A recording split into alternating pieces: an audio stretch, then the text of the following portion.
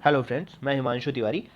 अभी तक हम लोगों ने सेक्शन 19 तक कवर किया है संपत्ति अंतरण अधिनियम के। ठीक है, उसमें वेस्टेड इंटरेस्ट की हम लोगों ने बात किया था। ठीक, हम लोगों ने उसको बहुत अच्छे से मेंस के लेवल पे जाके वो सारी चीज़ें कंप्लीट किया है।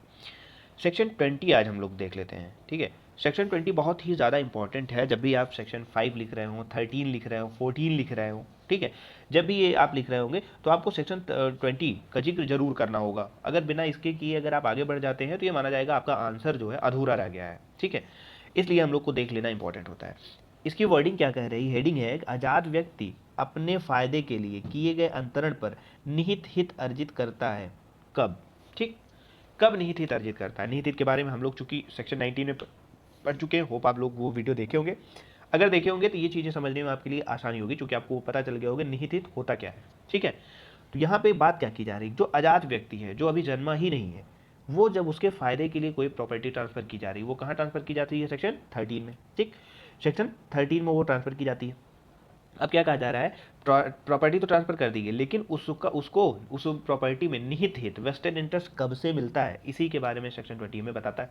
ठीक, सेक्शन 20 क्या कह रहा है, जहां की संपत्ति अंतरण से, एक एक शब्दों को आप गौर से देखेंगे, क्योंकि बेयर एक्ट की जो मेन वजह है पढ़ने की, हम लोग यहाँ पे बेयर एक्ट की क्यों पढ़ रहे हैं, हम पीपीटी से भी बना के पढ़ा सकते हैं कि स्टोरी टाइप की, लेकिन उससे आपको इजी नहीं होगा कि समझ पाना और क्वेश्चन को लिख पाना, या फिर एमसीक्यूज जब आप सॉल्व करेंगे तब। क्योंकि अगर आप इसको बेयर एक्ट को एक एक वर्ड अगर तोड़ के पढ़े रहेंगे तो वहाँ आपको बहुत आसानी होगी एक एक क्वेश्चन को सॉल्व करने में। ठीक है, देखते हैं, जहां के संपत्ति अंतरण से उस संपत्ति में कोई हित ऐसे व्यक्ति के फायदे के लिए सृष्ट किया जाता है। संपत्ति अंतरण से पहला शब्द ये आ गया है, आपको एक और रखना है, उस संपत्ति में कोई हित ऐसे व्यक्ति के फायदे के लिए, ठीक, सृष्ट किया जा रहा है, बनाया जा रहा है, जो उस समय अजात है, यानी अभी वो जन्मा नहीं है, अभी उस पैदा नहीं हुआ है। ठीक, वहां जब तक कि अंतरण के निबंधनों से कोई प्रतिकूल आशय प्रतीत न होता हो, ठीक, वह अपना जन्म होने पर निहित हित अर्जित कर लेता है। जैसे ही वो जन्म लेता है, जब तक कि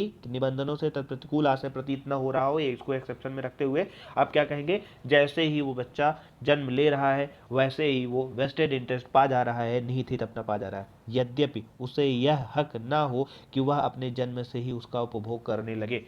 यहाँ तक कि ये कहते हुए प्रॉपर्टी ट्रांसफर की जा सकती है कि उसे कैसा अधिकार नहीं हो सकता है, उपभोग करने का तुरंत से अधिकार ना हो। इसके पीछे लॉजिक था, क्योंकि बच्चा जो अभी तुरंत पैदा हुआ है, वेस्टेड इंटरेस्ट पा तो गया है, लेकिन वो उपभोग करने में अभी सक्षम नहीं है। अभी उसको ये तक पता नहीं है कि ये प्रॉपर्टी है और किस यूज में लेना सही है, किस में नहीं, तो उसको उपभोग में नहीं माना जाएगा कि वो उपभोग कर सकता है। इस वजह से ऐसी कंडीशन लगाई जाएगी और वो भी वैलिड मानी जाएगी। लेकिन वो जैसे ही पैदा होता है उसको वेस्टेड इंटरेस्ट मिल चुका है, उसका इंटरेस्ट उस प्रॉपर्टी में कैसा है, वेस्टेड है, निहित हित उसे मिल चुका है। ठीक है, ये बहुत ज़्यादा इंपॉर्टेंट सेक्शन है। अगर आप इसमें देखेंगे और आगे अगर इसके बारे में बात किया जाए तो वास्तव में जो धारा 20, धारा 13 के प्रावधानों का ही स्पष्टीकरण है। ठीक है, सेक्शन 13 अगर आप लोग को याद हो, जो अजन्मे व्यक्ति के फायदे के लिए संपत्ति के अंतरण की बात करता है, ठीक है, उसी का ये स्पष्टीकरण है।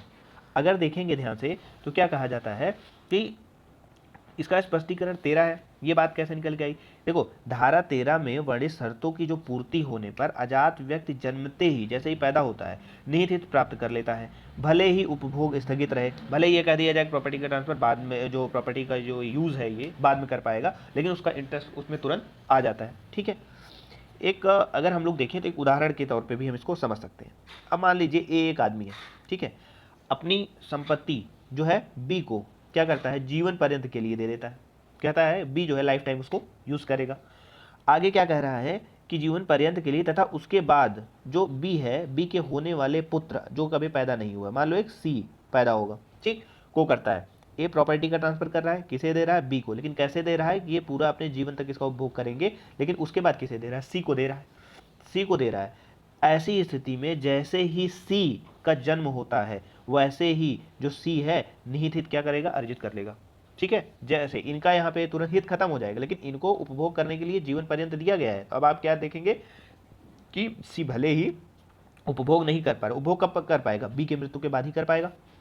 अभी तो मृत्यु कर, अभी तो ये उपभोग कर नहीं सकता, लेकिन इसको हित इसमें मिल चुका है, यानी कि इसके पास ट्रांसफर का राइट तो था नहीं।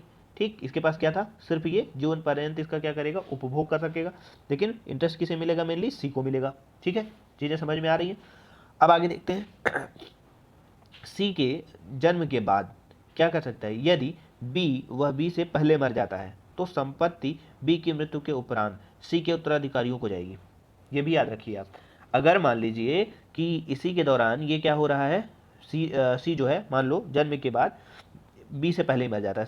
सी पैदा हुआ लेकिन बी को जीवन पर्यंत मिली हुई प्रॉपर्टी, इससे पहले ये क्या करता है, सी मर जाता है। अब ये प्रॉपर्टी मिलेगी किसको, तो ये कहा जा रहा है जो सी के उत्तराधिकारी होंगे उसे मिलेगा।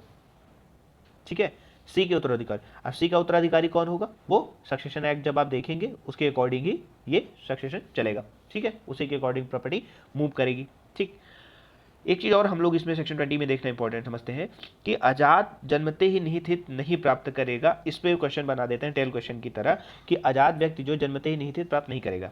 कब? ऐसी स्थिति तब पैदा होती है कि जब अंतरक का आशय प्रतिकूल हो यानी कि तब धारा 14 के प्रावधानों के अनुकूल वयस्कता की उम्र तक हित का निहित होना स्थगित रहेगा। अब देखिए यहाँ सेक्शन 14 भी आ जाएगा। जैसे ही जो अंतरक है, जो प्रॉपर्टी मान लो देने वाला है, ठीक, ए मान लो देने वाला है, उसके दिमाग में क्या है कि मान लो हम बी को दे रहे हैं, जो भी दे रहे हैं, सी को मान लो देना चाह रहे हैं, तो सी पैदा होते ही उस प्रॉपर्टी की कीमत को नहीं समझेगा, वो उसके किस हिसाब से निहित हित होगा, मान लो जल्दी ही उसको बेच दे, हटा दे 15 साल की उम्र में, तो वो क्या कर सकता है, निहित हित उसका क्या कर सकता है, थोड़े दिन के लिए टाल सकता है, लेकिन वो मैक्सिमम अवधि क्या होगी, मैक्सिमम टाइम क्या होगा उसका, वो ये बताती है। सेक्शन 20 को ही इंटरप्रिटेशन करने पर ये चीज़ निकल के आती है। ठीक है, 14 के प्रोविजन के अनुसार अगर मान लो उसे मिल रही है प्रॉपर्टी, तब कितना दिन तक टाला जा सकता है। तो इसको एक उदाहरण के माध्यम से हम लोग समझ सकते हैं। मान लो ए जो है वो शर्त लगा देता है क्या, कि जो सी है, आजाद है, अभी पैदा नहीं हुआ है, ठीक है, को वह संपत्ति उसके द्वारा 17 वर्ष की उम्र प्राप्त करने पर ही अर्जित की जा सकती है। ये कह रहा है ए प्रॉपर्टी को ट्रांसफर कर रहा है सी को, वेस्टेड इंटरेस्ट देगा जब ये पैदा होगा, वो कह रहा है कि जब ये 17 साल का हो जाए तभी जो है इसको प्रॉपर्टी मिलेगी। ठीक है, उससे पहले नहीं मिलेगी। ठीक, अब उस अर्जित तो नहीं कर पाएगा, तो क्या होगा, ऐसी स्थिति में धारा 14 के अनुसार उस संपत्ति पर हित 17 वर्ष की उम्र प्राप्त करने पर ही निहित हो सकेगा। ये बात आप याद रखिएगा कि 17 साल के लिए और ये चीजें बढ़ाई जा सकेंगी। ठीक है, तो वयस्कता की उम्र नॉर्मली 18 साल मानी जाती है, ठीक, लेकिन इसमें बता दिया गया कि 17 साल तक और भी टाली जा सकती है। 13 में वही चीज आएगी, तो क्या कर दिया जाएगा, वेस्टेड इंटरेस्ट जैसे पैदा होगा वैसे 13 में जैसे ही वो पैदा होगा तुरंत पा जाएगा। लेकिन अगर 14 के अकॉर्डिंग प्रॉपर्टी ट्रांसफर की गई तो कैसे पाएगा, तब 17 साल तक भी उसको टाला जा सकेगा। ठीक है, ये थी सेक्शन 20 जो कि बहुत ज़्यादा इंपॉर्टेंट है, और अगर इसे समझते हैं तो आपको सेक्शन 5, सेक्शन 13, 14 समझने में ईजिली आसानी हो जाती है, आप समझ सकते हैं इसको। ठीक है, आगे के सेक्शन हम लोग आगे की वीडियो में देखेंगे। Thank you so much.